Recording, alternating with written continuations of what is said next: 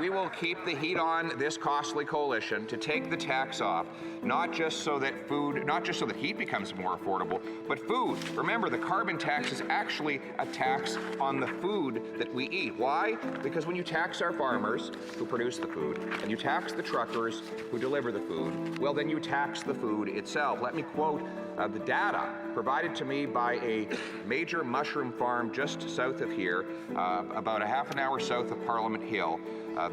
The Carleton Mushroom Farm, unbelievably successful farm. They employ about 100 people. They supply the nation's capital with the mushrooms that we eat.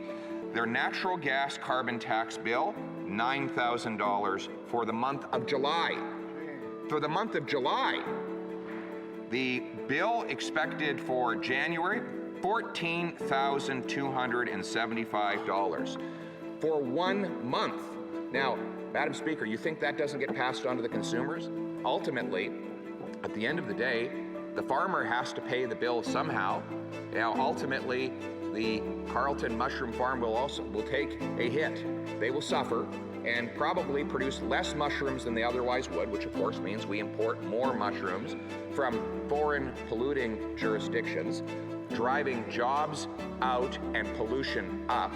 But also, the consumer will have to pay a higher price for those mushrooms. Why don't we take the tax off the Carleton Mushroom Farm so that they can lower the cost of their produce and increase the amount of food that they produce in this country? We should be more self-reliant. We have the 5th biggest supply of farmland per capita on planet Earth. It is unacceptable that we cannot feed ourselves. We should be a nation that stands on its own feet and kneels before no nation and feeds itself. And so, Mr. Speaker, Madam Speaker, I announce on the floor of the House of Commons today, the Conservative Party has launched a nationwide campaign to get the NDP Liberal costly coalition to wake up.